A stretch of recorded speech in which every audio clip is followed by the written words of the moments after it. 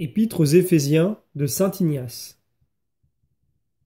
La file d'Éphèse, si connue par son temple de Diane, avait été convertie à la fois par l'apôtre saint Jean. Les fidèles de cette église s'étaient empressés de prodiguer aux disciples du saint apôtre tous les secours de la plus généreuse hospitalité, lorsqu'il passa par leur ville pour se rendre à Rome.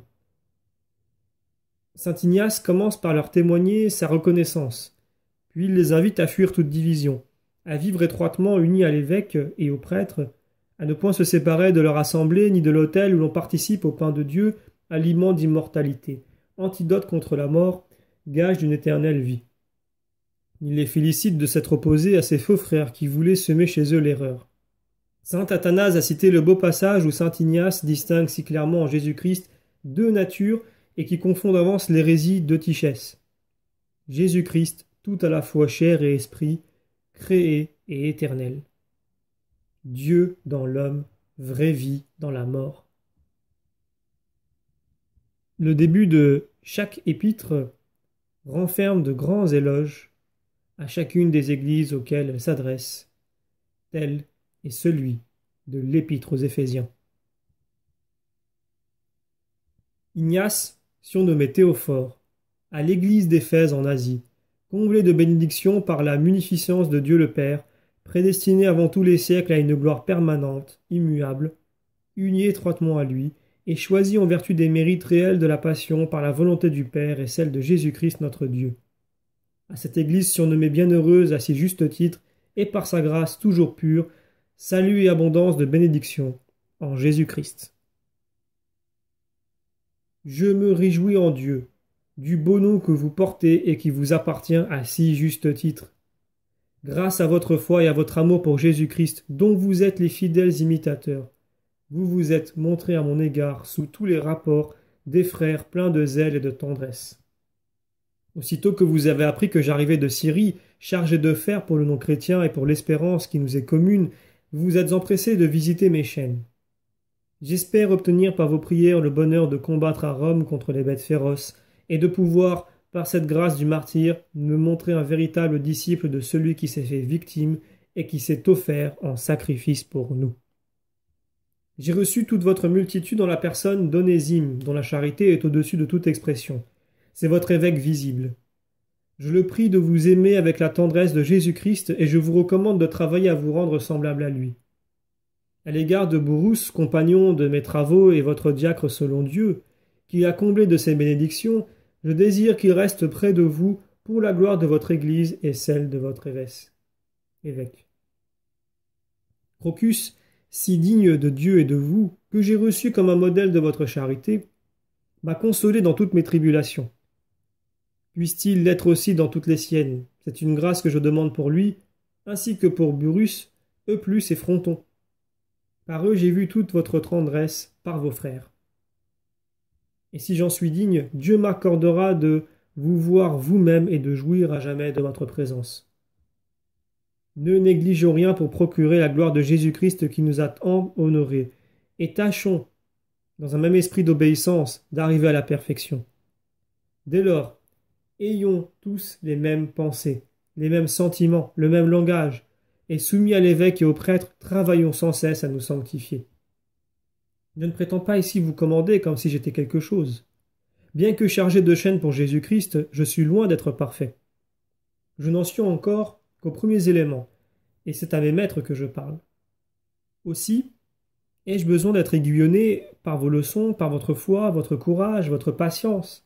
Mais la charité ne veut pas que j'oublie vos intérêts. Je vous prie donc avant toute chose de vous rendre conforme à celui qui est la sagesse de Dieu. Or, la sagesse de Dieu, c'est Jésus-Christ, qui est la vie inséparable de notre être, comme les évêques répandus par toute la terre sont la sagesse même de Jésus-Christ. Il faut donc, ainsi que vous le faites, toujours obéir à l'évêque uni avec lui, vos prêtres si vénérables, si dignes de Dieu, forment comme une lyre dans un parfait accord. Que vos cœurs, que vos volontés se mettent en harmonie avec cette lyre, et le Christ sera dignement célébré. Entrez tous dans cet admirable concert.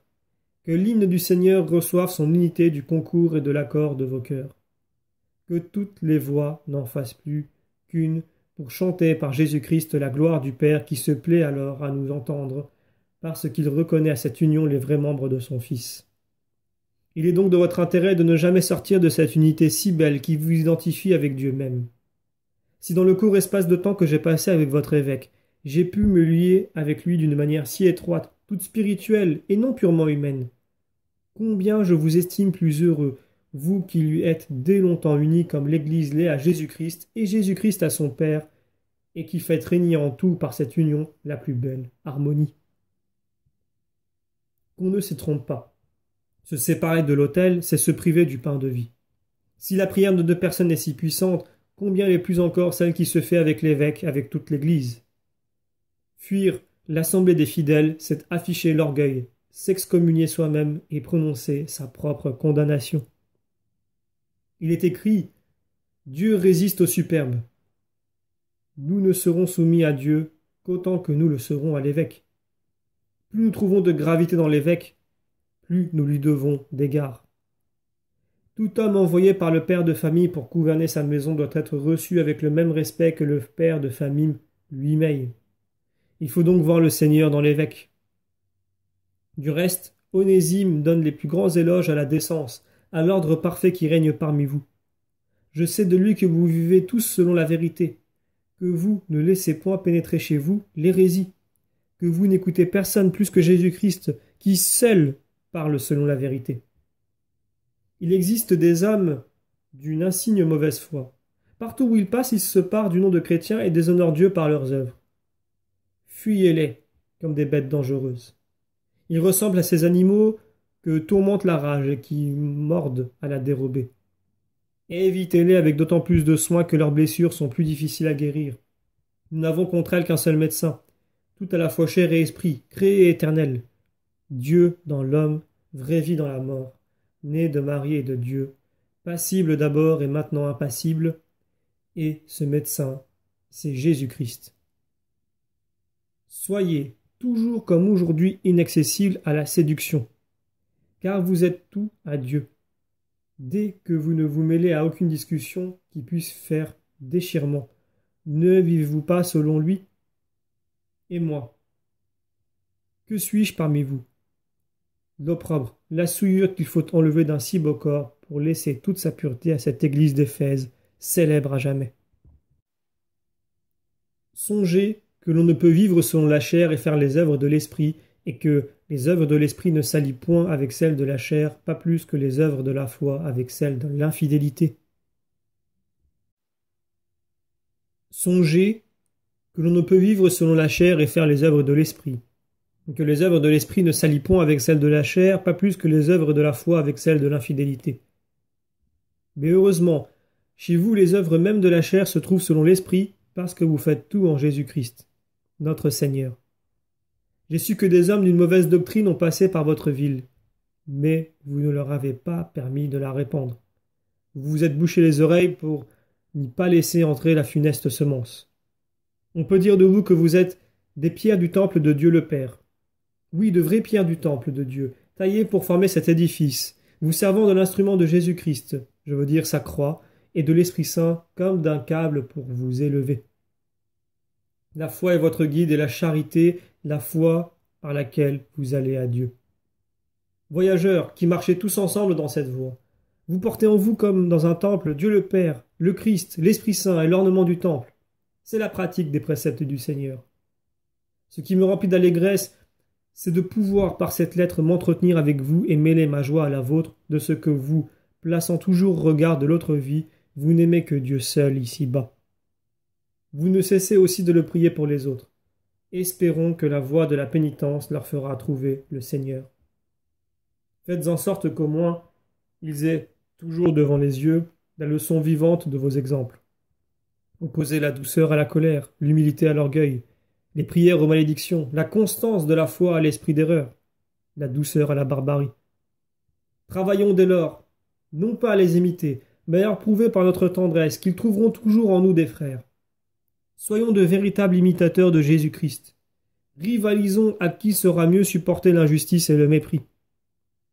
Quel moyen plus sûr de faire mourir en nous tout rejeton du malin esprit et de vivre toujours selon Jésus-Christ dans la pureté et la tempérance, soit pour l'âme, soit pour le corps. Nous touchons au dernier temps. Ce qui doit nous faire trembler, c'est la patience de Dieu. Craignons qu'elle ne dépose contre nous au jour du jugement.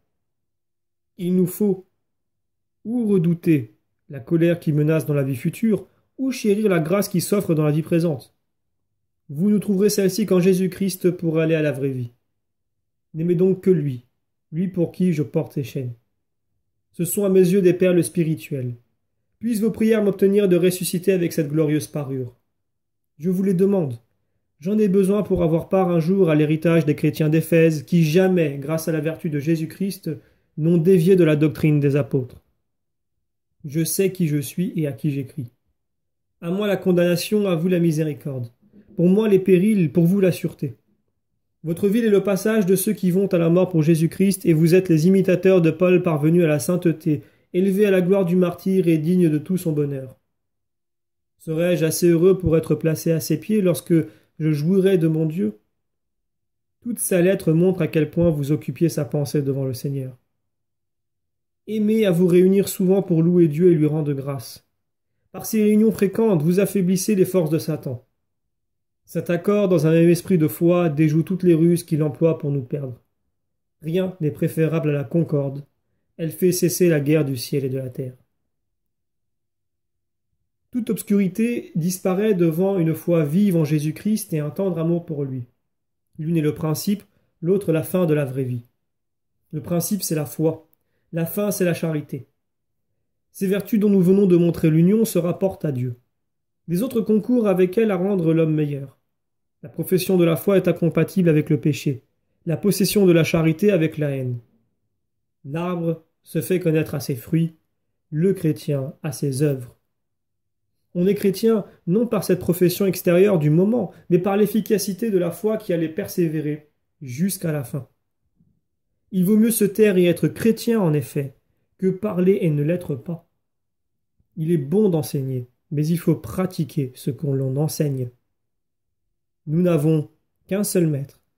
Il a dit et tout a été fait. Mais ce qu'il a fait lui-même dans le silence est surtout digne de son Père. Celui qui a compris la parole de Jésus-Christ peut aussi comprendre son silence. C'est être arrivé à la perfection que de savoir agir selon ses paroles et manifester sa foi par son silence même. Rien n'est caché au Seigneur. Le secret de nos cœurs est dans sa main. Faisons tout avec cette pensée, qu'il habite en nous et nous deviendrons des temples dont il sera la divinité, comme il l'est en effet. Et c'est ainsi qu'il doit un jour apparaître à nos yeux. Que de raisons de ne lui présenter que des cœurs brûlants de son amour. Ne vous y trompez pas. Le corrupteur ne peut être l'héritier du royaume de Dieu. La mort est le partage de celui qui souille le corps. Peut-elle épargner l'homme qui corrompt la foi par le mélange impur d'une fausse doctrine, la foi qui nous vient de la croix de Jésus-Christ? Un feu qui ne s'éteindra jamais attend l'homme souillé de ce crime et celui qui l'écoute. Le Seigneur Jésus a reçu l'onction sainte sur sa tête. Et pourquoi? N'est-ce pas pour répandre sur son Église un souffle d'incorruptibilité? Ne respirez point l'odeur fétide qu'exhale la doctrine du prince de ce monde. Cette exhalaison de mort vous entraînerait en esclave loin de la vie que vous aviez toujours en perspective. Pourquoi n'avons-nous pas tous cette salutaire prudence, puisque nous possédons tous la connaissance de Dieu qui est Jésus-Christ? Pourquoi courir à notre perte en insensés qui ne savent pas reconnaître la grandeur du don que Dieu lui-même leur a fait? Ma vie à moi, c'est l'opprobre de la croix. Pour l'incrédule, la croix est un objet de scandale. Pour nous, c'est la vie et le salut éternel. Qu'est devenu le sage, l'esprit investigateur, l'orgueil de ces hommes qui se vantent d'avoir la science? Qu'ils aillent à Jésus notre Dieu, qui fut porté dans le sein de Marie d'après le plan de la sagesse divine. Jésus, né du sang de David par l'opération de l'Esprit Saint. Jésus qui est né, qui a été baptisé afin de purifier par le mérite de son sang l'eau qui devait servir au baptême. Le prince de ce monde a ignoré la virginité de Marie, son enfantement et la mort de Jésus-Christ. 3 mystères d'un grand éclat qui se sont accomplis dans le silence de la sagesse divine. Mais comment le Christ fut-il révélé à la terre? Par une étoile qui parut au ciel et dont l'éclat fit pâlir toutes les autres. Sa splendeur ne pourrait se décrire. La nouveauté du prodige frappa de stupeur tous les autres astres. Le soleil, la lune, les étoiles formèrent comme un cœur autour d'elle. Sa lumière se réfléchissait sur tous. Le trouble fut extrême.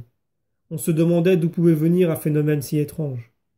Par elle, l'art de la magie fut confondu, les liens de l'enfer brisés, l'ignorance détruite, le long règne du péché renversé. Ce fut l'œuvre d'un Dieu manifesté sous une forme humaine, pour régénérer l'homme et l'enfanter à la vie éternelle. Il prenait possession du souverain empire que Dieu lui a donné sur toutes les créatures. Tout était dans une grande agitation. Il venait détruire l'empire de la mort.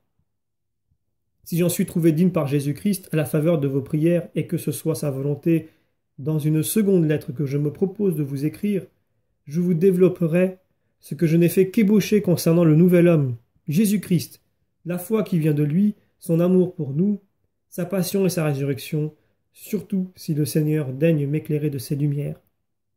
C'est par la grâce qui découle de son nom que vous vous trouvez tous ensemble réunis dans une même foi, en un même Jésus-Christ, du sang de David selon la chair, tout à la fois Fils de Dieu et Fils de l'homme. Soyez toujours soumis à l'évêque et aux prêtres dans cet esprit d'union indivisible, rompant avec eux un même pain, aliment d'immortalité, antidote contre la mort, et éternelle vie en Jésus-Christ. Puisse donner ma vie pour vous, et pour ceux que vous avez envoyés à Smyrne dans la vue de procurer la gloire de Dieu. C'est de cette ville que je vous écris, le cœur plein de reconnaissance pour Dieu et d'amour pour Polycarpe, qui partage avec vous toute ma tendresse. Ne m'oubliez pas plus que Jésus-Christ ne vous oublie. Priez pour l'église de Syrie, d'où je suis emmené à Rome chargé de chaînes, moi le dernier des fidèles de cette église où Dieu a daigné me prendre pour me faire servir à sa gloire. Je vous salue en Dieu le Père et en Jésus-Christ, notre commune espérance.